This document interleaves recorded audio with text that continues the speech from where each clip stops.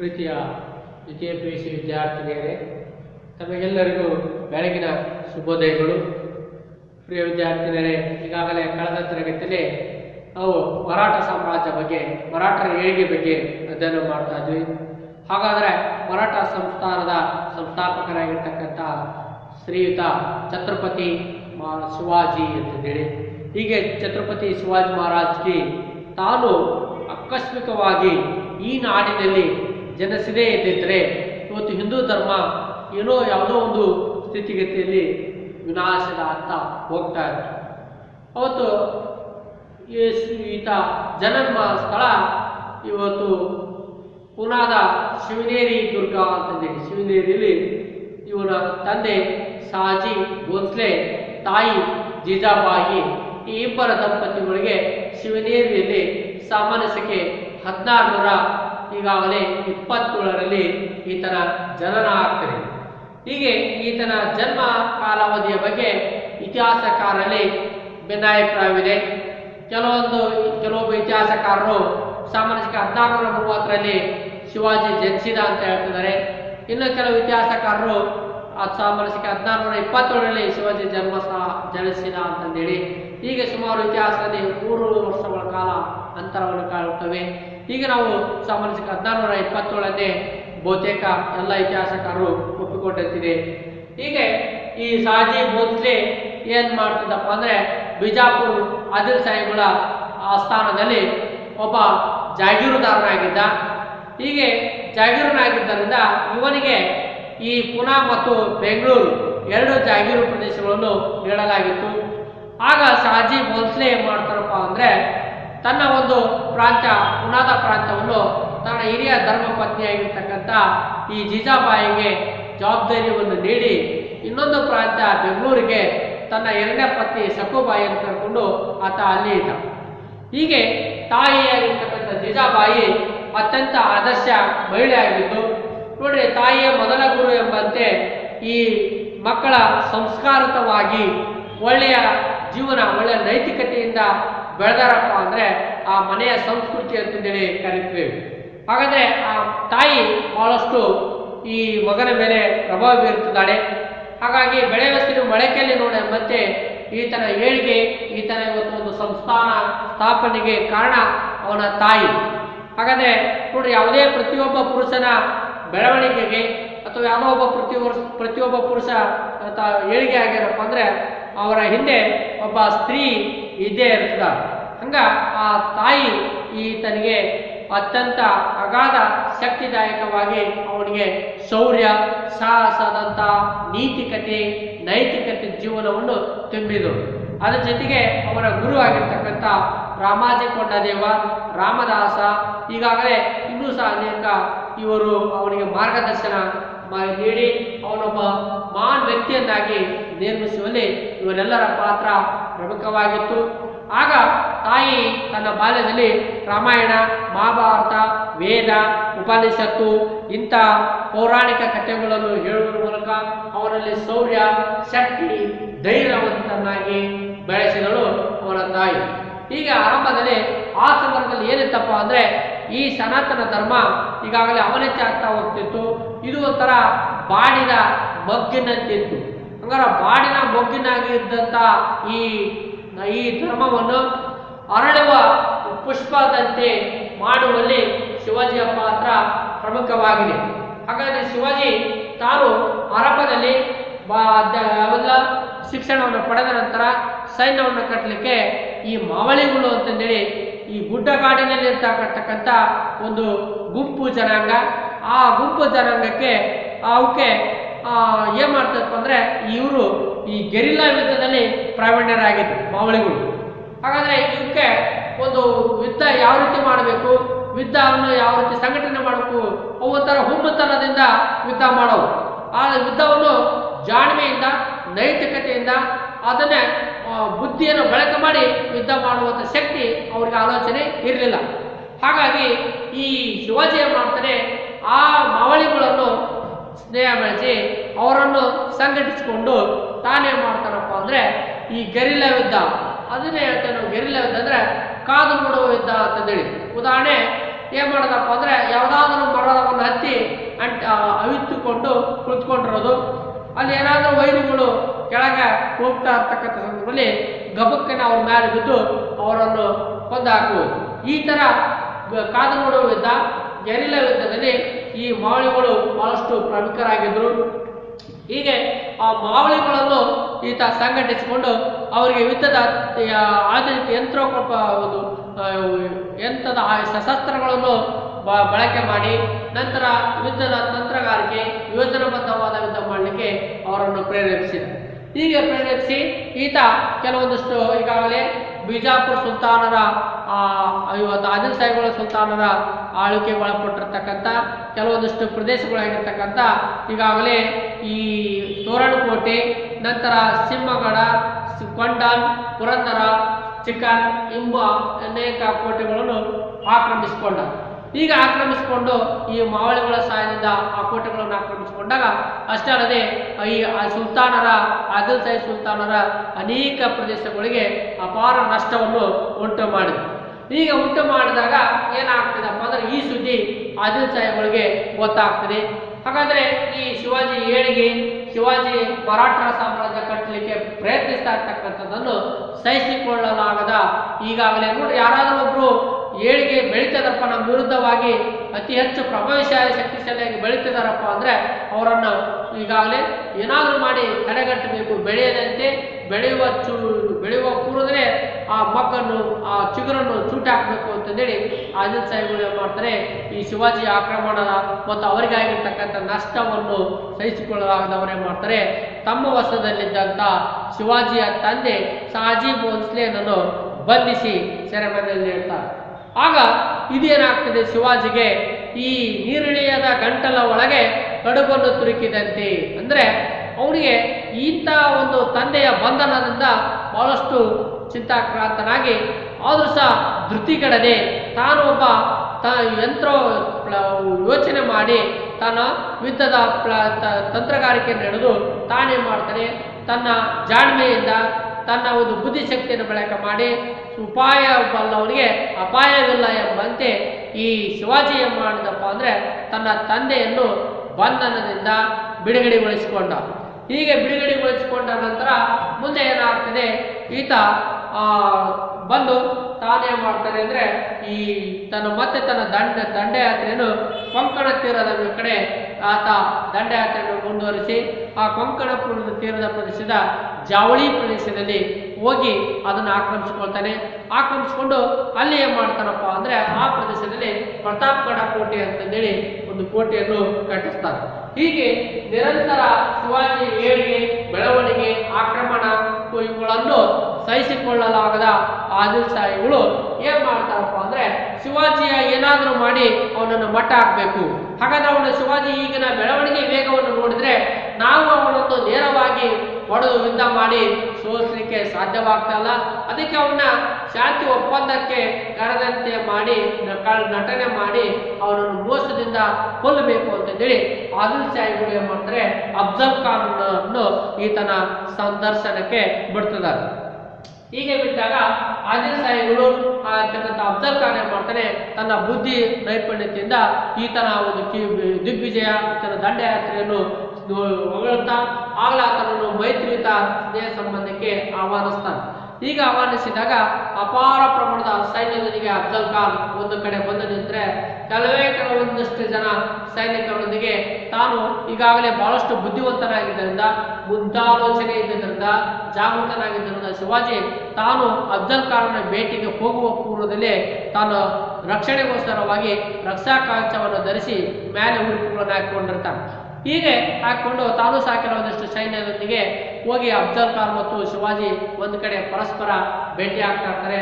ಇನ್ನು ಈ ಶಿವಾಜಿ ಒಂದು ಪಾರ್ಲಾಂಗ್ ದೂರ ಇದ್ದಾಗಲೇ ಈ ಅಫ್ಜಲ್ ಖಾನ್ ಏನು ಮಾಡ್ತಾನೆ, ಶಿವಾಜಿಯನ್ನು ಬಹಳಷ್ಟು ಉಲ್ಲಾಸಭರಿತನಾಗಿ ಸಂತೋಷಗೊಂಡಂತೆ ಕಳ್ಳನಟನೆ ಮಾಡ್ತಾ ಆ ಶಿವಾಜಿಯನ್ನು ತಪ್ಪಿಕೊಳ್ಳಿಕ್ಕೆ ಹೋಗ್ತಾನೆ.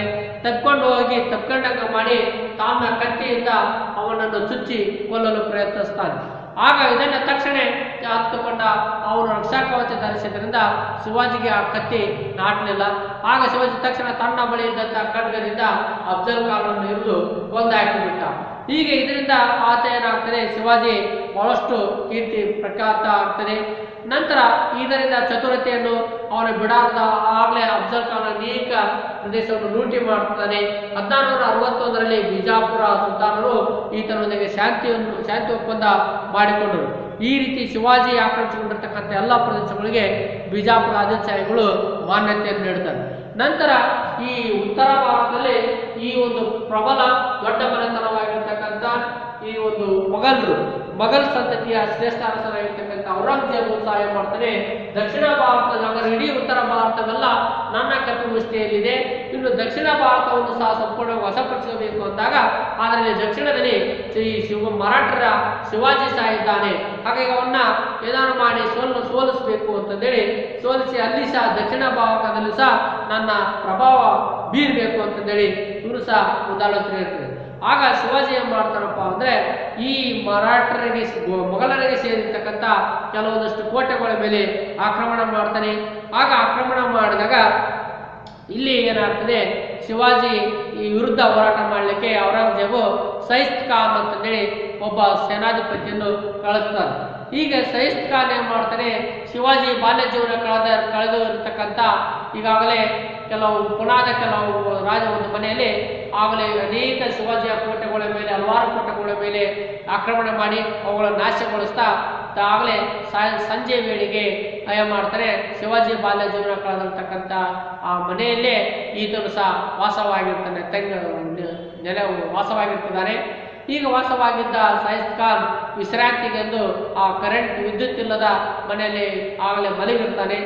ಆಗ ಇದನ್ನು ಈಗಾಗಲೇ ಮೊಘಲರು ನನ್ನ ಮೇಲೆ ಆಕ್ರಮಣ ಮಾಡಿದ್ದಾರೆ, ನಾನು ಅನೇಕ ಪ್ರದೇಶಗಳ ಮೇಲೆ ಅಪಾರ ನಷ್ಟವನ್ನು ಉಂಟು ಮಾಡಿದ್ದೇನೆ ಅಂತಂದೇಳಿ ತಿಳಿದುಕೊಂಡಿರ್ತಕ್ಕಂಥ ಈ ಶಿವಾಜಿ ಏನ್ ಮಾಡ್ತಾನೆ, ಸುಮಾರು ಕೆಲವೊಂದಿಷ್ಟು ಜನ ಅಂದ್ರೆ ಸುಮಾರು 100ರಿಂದ 150 ಜನರಷ್ಟು ಸೈನಿಕರನ್ನು ವೇಷ ಬದಲಾಯಿಸಿಕೊಂಡು ಮದುವೆಯ ಮೆರವಣಿಗೆ ದಿಬ್ಬಣಕ್ಕೆ ಬಂದಂತೆ ಆಗಲೇ ಆ ಶಿವಾಜಿ ಪುನಾದಲ್ಲಿ ಬಂದು ಸೈಸ್ತ್ ಖಾನ್ ನೆಲೆಸಿರ್ತಕ್ಕಂಥ ವಾಸವಾಗಿರ್ತಕ್ಕಂಥ ಮನೆಗೆ ನುಗ್ಗಿ ಆತ ಮಾಡ್ತಾನೆ, ಅವನ ಮೇಲೆ ಆಕ್ರಮಣ ಮಾಡ್ತಾನೆ.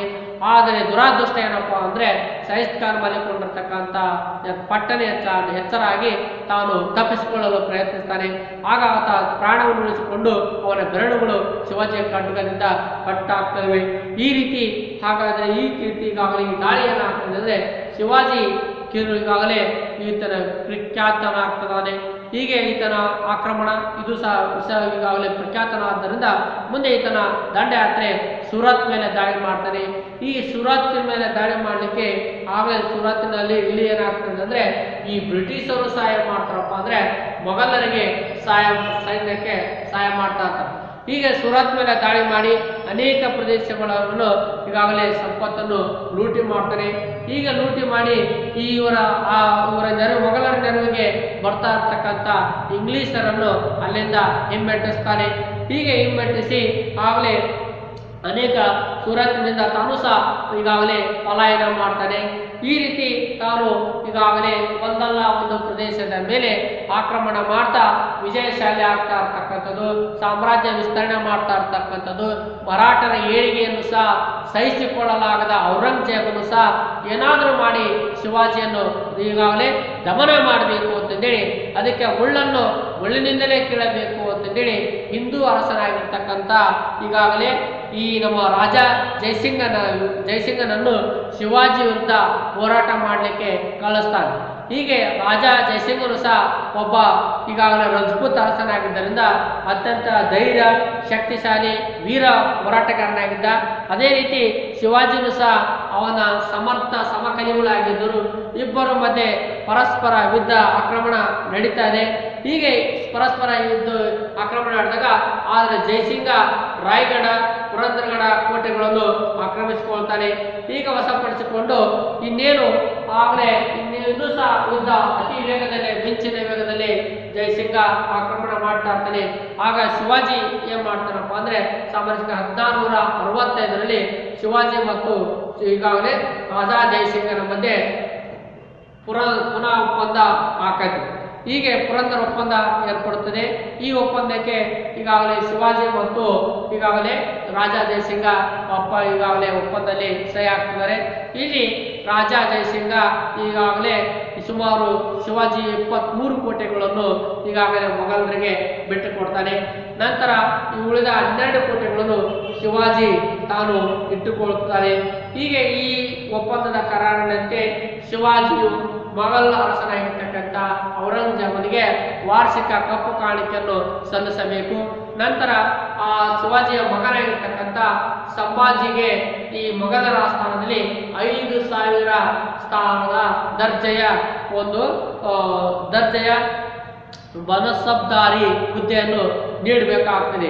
ಹೀಗೆ ನಂತರ ಈ ಒಂದು ಒಪ್ಪಂದ ನಂತರ ಹೇಳ್ತಾನೆ, ನೋಡು ರಾಜಾ ಜಯಸಿಂಗ ಹೇಳ್ತಿದ್ದಾನೆ ಶಿವಾಜಿಗೆ, ನಿನ್ನ ಒಂದು ಪರಾಕ್ರಮ, ನಿನ್ನ ಒಂದು ಹೋರಾಟ, ನಿನ್ನ ಒಂದು ಸಾಮ್ರಾಜ್ಯ ವಿಸ್ತರಣ ಬಹಳಷ್ಟು ಸಾಧನೆ ಅಂತಂದೇಳಿ ಹೇಳ್ತಾ, ನೀನು ಒಂದು ಸರಿ ನಮ್ಮ ಅರಸನಾಗಿರ್ತಕ್ಕಂಥ ಔರಂಗಜೇಬನನ್ನು ಭೇಟಿಯಾಗು, ನಿನ್ನ ಅಲ್ಲಿ ಬಹಳಷ್ಟು ಗೌರವಿಸ್ತಾನೆ ಅಂತಂದೇಳಿ ಶಿವಾಜಿಗೆ ಹೇಳಿ ಶಿವಾಜಿಯನ್ನು ಆಗ್ರಾ ಭೇಟಿಗೆ ಪ್ರೇರಣೆ ತುಂಬುತ್ತಾರೆ ಜಯಸಿಂಗ.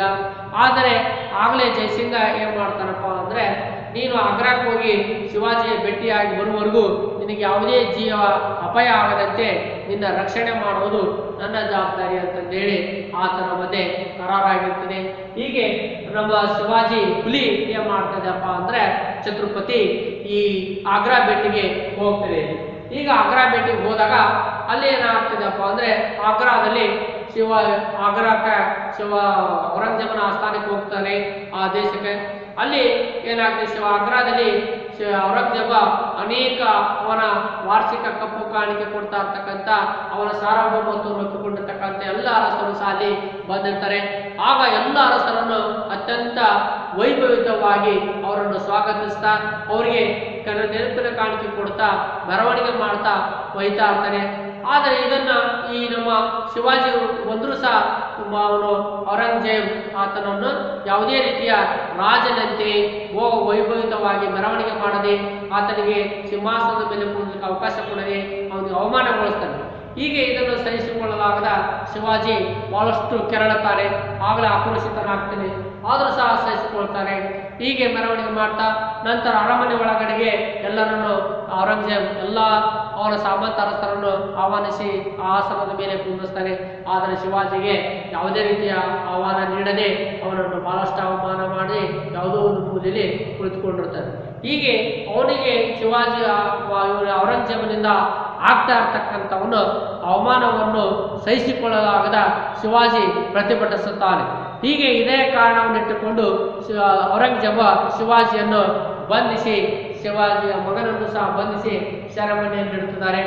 ಹೀಗೆ ತಾನೇ ಬಗೆದ ಜೇಡರ ಹುಳ ಈಗಾಗಲೇ ತಾನು ಯಾವ ರೀತಿ ಆತ್ಮ ಸಾವಿಗೆ ಕಾರಣವಾಗ್ತದೋ ಅದೇ ರೀತಿ ಶಿವಾಜಿ ತಾನೇ ಹೋಗಿ ಬೋನಿನಲ್ಲಿ ಬಿದ್ದಿಸಿಕೊಂಡಂತಾಗ್ತದೆ. ಆದರೆ ಶಿವಾಜಿ ಬಹಳಷ್ಟು ಬುದ್ಧಿವಂತ, ಬಹಳಷ್ಟು ಚಾಣಾಕ್ಷತನಾಗಿದ್ದ. ಹೀಗೆ ಚಾಣಾಕ್ಷತನಾಗಿದ್ದಾಗ ಏನಾಗ್ತದೆ, ಸುಮಾರು ಆಗಲೇ ಆತ ಏನು ಮಾಡಿದ ಅಂದರೆ, ಯಾವುದೋ ಒಂದು ರೋಗ ಅಥವಾ ಕಾಯಿಲೆಗೆ ಒಳಗಾದಂತೆ ನಟನೆ ಮಾಡ್ತಾನೆ ಶಿವಾಜಿ. ಹೀಗೆ ಉಪಾಯ ಮಾಡ್ತಾನೆ, ನಟನೆ ಮಾಡಿದೆ ಅಂತ ಮಾಡಿ ಆಗ ಆ ಸುದ್ದಿಯನ್ನು ಔರಂಗಜೇಬನಿಗೆ ಹೇಳ್ತಾರೆ. ಆಗ ಔರಂಗಜೇಬ ಅವನಿಗೆ ತೋರಿಸ್ಲಿಕ್ಕೆ ಆಗಲೇ ಏನು ಮಾಡ್ತಾನೆ, ಇಲ್ಲ ನನ್ನ ಈ ಕಾಯಿಲೆ ವಾಸಿ ಆಗಬೇಕಾದ್ರೆ ನಾನು ಬಡವರಿಗೆ ಹಣ್ಣು ಹಂಪಲ ಬುಟ್ಟಿಯನ್ನು ಅಲ್ಲಿ ಹಂಚಬೇಕು, ಅದಕ್ಕೆ ನನಗೆ ಅವಕಾಶ ಕೊಡ್ರಿ ಅಂತ ಹೇಳ್ತಾನೆ. ಅದೇ ರೀತಿ ಶಿವಾಜಿ ಸಹಾಯ ಮಾಡ್ತಾನೆ. ಹಣ್ಣು ಹಂಪಲು ಹಂಚಲಿಕ್ಕೆ ದಿನಾನು 1-2 ಸೈನಿಕರು ಬರ್ತಿದ್ದಾರೆ. ಶಿವಾಜಿ ಕಡೆಯ ಪುಳಿಯಲ್ಲಿ ಮುಟ್ಟಿ ಅವನ ಆಶೀರ್ವಾದ ಪಡೆದು ಆ ಹಣ್ಣು ದಿನವನ್ನು ಹಂಚಲಿಕ್ಕೆ ಹೋಗ್ತಾ ಇರ್ತಾರೆ. ಹೀಗೆ ದಿನಾನು ಆ ಶಿವಾಜಿ ಕಾಯಿಲೆಗಿದ್ದಂಥ ದ್ವಾರಪಾಲಕರು ಸಹ ಏನು ಮಾಡ್ತಾರಪ್ಪ ಅಂದರೆ, ಆ ಬರುವ ಹೋಗುವ ಬುಟ್ಟಿಗಳನ್ನು ದಿನ ತಪಾಸಣೆ ಮಾಡಿ ಒಳಗೆ ಬರ್ತಾ ಇದ್ರು, ಮತ್ತೆ ಹೊರಗಡೆ ಹೋಗುವಾಗಲೂ ತಪಾಸಣೆ ಮಾಡ್ತಾ ಇದ್ರು. ಹೀಗೆ ಕೆಲವು ದಿನಗಳ ಕಾಲ ಹೀಗೆ ನಡೀತಾ ಇರ್ತದೆ. ಆಗ ಏನಾಗ್ತದೆ ಅಂದರೆ, ಒಂದು ದಿವಸ ಶಿವಾಜಿ ಏನು ಮಾಡ್ತಾನೆ, ಉಪಾಯ ಏನು ಮಾಡ್ತಾರೆ ಅಂದರೆ, ಆ ಹಣ್ಣಿನ ಬುಟ್ಟಿಯಲ್ಲಿ ತನ್ನ ಮಗ ಮತ್ತು ತಾನು ಕುಳಿತುಕೊಂಡು ಅಲ್ಲಿಂದ ತಪ್ಪಿಸಿಕೊಳ್ತಾರೆ. ಆ ದಿನ ಆ ದ್ವಾರಪಾಲಕರು ಆ ಬುಟ್ಟಿಯನ್ನು ಪರಿಶೀಲನೆ ಮಾಡಿರುವುದಿಲ್ಲ. ಆಗ ಅವರು ತಪ್ಪಿಸಿಕೊಂಡು ಹೋಗ್ತಿದ್ದಾರೆ. ಹೀಗೆ ತಪ್ಪಿಸಿಕೊಂಡು ಹೋಗಿರ್ತಕ್ಕಂಥ ಶಿವಾಜಿ ತಾನು ಕಾಲಾಂತರದಲ್ಲಿ ಏನು ಬರ್ತಾನೆ, ಆಗ ಆ ಸನ್ಯಾಸಿ ವೇಷವನ್ನು ಧರಿಸಿ ಆತ ಪುನಾಕ್ಕೆ ಹೋಗ್ತಿದ್ದಾನೆ. ಹೀಗೆ ಅಲ್ಲಿಂದ ತಪ್ಪಿಸಿಕೊಂಡು ಹೋಗಿರ್ತಕ್ಕಂಥ ಶಿವಾಜಿ ಮತ್ತೊಂದಿಷ್ಟು ಗರ್ಜಿಸ್ತಾ ಇರ್ತಾರೆ. ಇದನ್ನ ಈ ಸುದ್ದಿ ಔರಂಗಜೇಬನಿಗೆ ತಿಳಿತಿದೆ. ಆಗ ಔರಂಗಜೇಬ ಇಂಗತಿಯಿಂದ ಮಂಗನಂತೆ ಆಗ್ತಿದ್ದಾನೆ. ಅಂದ್ರೆ ತನ್ನ ಕೈ ಒಳಗಿದ್ದಂಥ ತನ್ನ ಬಂಧನದಲ್ಲಿದ್ದಂಥ ಶಿವಾಜಿಯನ್ನು ಮುಗಿಸದೆ ತಾನು ಇವತ್ತು ತಪ್ಪಿಸಿಕೊಂಡು ಹೋಗಿರ್ತಕ್ಕಂಥದ್ದನ್ನು ನೋಡಿ ಅವನೊಬ್ಬ ಮಹಾಶ್ರೇಷ್ಠ ಮಹಾದ್ವರೆ, ಆತನ ದೊರೆಯನ್ನಾಗಿ ಘೋಷಿಸಬೇಕು ಅಂತಂದೇಳಿ ಆತ ಹೇಳ್ತಾರೆ. ಹೀಗೆ ನಂತರ ತಪ್ಪಿಸಿಕೊಂಡು ಬಂದಿರತಕ್ಕಂಥ ಶಿವಾಜಿ ಈಗಾಗಲೇ ಸನ್ಯಾಸಿ ವೇಷದಲ್ಲಿ ಬಂದು ಆಗಲೇ ಪುನಾವನ್ನು ತಲುಪಿ ಸಾಮರಸ್ಯಕ್ಕೆ 1674ರಲ್ಲಿ ಕಿರೀಟಧಾರಣೆಯನ್ನು ಮಾಡಿಕೊಳ್ಳುತ್ತಿದ್ದಾನೆ. ಹೀಗೆ ಕಿರೀಟಧಾರಣೆ ಮಾಡುವಾಗ ಹಿಂದೂ ಧರ್ಮದ ಸಂಪ್ರದಾಯದ ಪ್ರಕಾರ ಅನೇಕ ತನ್ನ ರಾಜರ ತನ್ನ ಸಾಚರ ತನ್ನ ಅನುಯಾಯಿಗಳಾಗಿರ್ತಕ್ಕಂಥ ಎಲ್ಲ ರಾಜಮಂತ್ರಿಗಳನ್ನೆಲ್ಲ ಆಹ್ವಾನಿಸಿ ಅವರ ಸಮ್ಮುಖದಲ್ಲಿ ಹೋಮಗಳನ್ನು ಮಾಡ್ತಾ ಈತ ಸಿಂಹಾಸನವನ್ನು ಅಲಂಕರಿಸ್ತಾನೆ, ಕಿರೀಟಧಾರಣೆಯನ್ನು ಮಾಡಿಕೊಳ್ತಿದ್ದಾನೆ. ಆಗ ರಾಯಗಢ ಕೋಟೆಯಲ್ಲಿ ವೈಪರೀತ್ಯವಾಗಿ ಹಿಂದೂ ವೈದಿಕೀಯ ಧರ್ಮದ ವಿಧಿವಿಧಾನಗಳ ಆಧಾರದ ಮೇಲೆ ಬಳಸಿ ಈಗಾಗಲೇ ಈತ 1674ರಲ್ಲಿ ಕಿರೀಟಧಾರಣೆ ಮಾಡಿ ನಿಜವಾದ ಛತ್ರಪತಿ ಶಿವಾಜಿ ಮಹಾರಾಜ್ಗೆ ಈಗಾಗಲೇ ಕಿರೀಟಧಾರಣೆ ಆಗ್ತದೆ. ಆಗ ಸೇರಿರ್ತಕ್ಕಂಥ ನಿಮ್ಮೆಲ್ಲ ನೀವು ಅನಿಸಿಕೆ ಪ್ರೀತಿಯಿಂದ ಅವನಿಗೆ ಛತ್ರಪತಿ ಎಂಬ ಬಿರುದನ್ನು ಘೋಷಿಸ್ತಾರೆ. ಈಗ ಅಂದಿನಿಂದ ಶಿವಾಜಿಗೆ ಛತ್ರಪತಿ ಶಿವಾಜಿ ಮಹಾರಾಜ್ಗೆ ಅಂತಂದೇಳಿ ಬಿರುದು ಬರುತ್ತದೆ. ಈ ರೀತಿ ಒಬ್ಬ ಸಹಾಯಕ, ಒಬ್ಬ ಹಿಂದೂ ಧರ್ಮದ ಹಿಂದೂ ಧರ್ಮದ ಸಂರಕ್ಷಕ, ಹೀಗೆ ಹಿಂದೂ ಧರ್ಮದ ಉಳಿವಿಗಾಗಿ ಶ್ರಮಿಸಿರ್ತಕ್ಕಂಥ ತಾಯಿಯಾಗಿರ್ತಕ್ಕಂಥ ಜಿಜಾಬಾಯಿಯ ಪಾತ್ರ ಮತ್ತು ಗುರು ದಾದಾಜಿ ಕೊಂಡದೇವನ ಸಹಾಯದಿಂದ ಹಲವಾರು ಶ್ರಮವಹಿಸಿ ಸೈನ್ಯವನ್ನು ಕಟ್ಟಿ ಈ ಒಂದು ಮರಾಠ ಸಂಸ್ಥಾನವನ್ನು ಬೆಳೆಸಿದ ಕೀರ್ತಿ ಶಿವಾಜಿಗೆ ಸಲ್ಲುತ್ತದೆ. ಹೀಗೆ ಒಬ್ಬ ಒಂದು ಹುಲಿ ಮುಂದೆ ಕೆಲವು ಸಮಯದ ನಂತರ ಶಿವಾಜಿ ಹುಬ್ಬಳ್ಳಿ, ಜಿಂಜಿ, ವೆಲ್ಲೂರು ಇನ್ನೂ ಅನೇಕ ಪ್ರದೇಶಗಳನ್ನು ಈಗಾಗಲೇ ಆಕ್ರಮಿಸಿಕೊಳ್ತಾನೆ. ನಂತರ ಆ ಪ್ರದೇಶಗಳಿಗೆ ಆವಾಗಲೇ ತನ್ನ ಮಲತಾಯಿಯ ಮಗನಾಗಿರ್ತಕ್ಕಂಥ ವೆಂಕೋಜಿಯನ್ನು ಈ ಒಂದು ನಿಯಂತ್ರಣಕ್ಕೆ ಒಳಪಡಿಸಿಕೊಂಡರು. ಸಾಮರಸ್ಯಕ್ಕೆ 1680ರಲ್ಲಿ ಶಿವಾಜಿ ಅಕಾಲಿಕವಾಗಿ ಮರಣ ಹೊಂದುತ್ತಾನೆ. ಹೀಗೆ ಈತನ ಒಂದು ಮರಣದ ನಂತರ ಈ ಒಂದು ಮರಾಠರ ಸಾಮ್ರಾಜ್ಯದಲ್ಲಿ ಮುಂದೆ 2 ಶಾಖೆಗಳಾಗ್ತವೆ. ಅವುಗಳನ್ನು ಮುಂದಿನ ಅಧ್ಯಾಯದಲ್ಲಿ ನೋಡ್ತೇವೆ. ಆ ಮರಾಠ ಶಾಖೆಯಲ್ಲಿ ಆಗಲೇ ಇಲ್ಲಿ ತನಕ ಮರಾಠ ಇವತ್ತು ನಾವು ನೋಡ್ತೇವೆ. ಇವತ್ತು ಮರಾಠ ಪ್ರಾಧಿಕಾರವನ್ನು ಇವತ್ತು ಸರ್ಕಾರ ರಚನೆ ಮಾಡಿದೆ, ಇಂದಿನ ಸರ್ಕಾರ. ಹಾಗಾದರೆ ಇಂಥ ಎಲ್ಲ ಮರಾಠರ ಏಳಿಗೆ ಇವತ್ತು ಸಾಧನೆ ಅಪಾರವಾಗಿದೆ ಕೊಡುಗೆ ಈ ನಾಡಿಗೆ ಅಂತಂದೇಳಿ ಹೇಳುವುದರ ಮೂಲಕ ಈ ವಿದ್ಯಾರ್ಥಿನಿಯರೇ ಈ ತರಗತಿಯನ್ನು ಮುಕ್ತಾಯಗೊಳಿಸುತ್ತಿದ್ದಾನೆ. ನಂತರ ತರಗತಿಯಲ್ಲಿ ಶಿವಾಜಿಯ ಆಡಳಿತದ ಬಗ್ಗೆ ತಿಳಿದುಕೊಳ್ಳುವೋಣ ಅಂತಂದೇಳಿ ಹೇಳುವ ಮೂಲಕ ಈ ತರಗತಿಯನ್ನು ಮುಕ್ತಾಯ ಮಾಡೋಣ.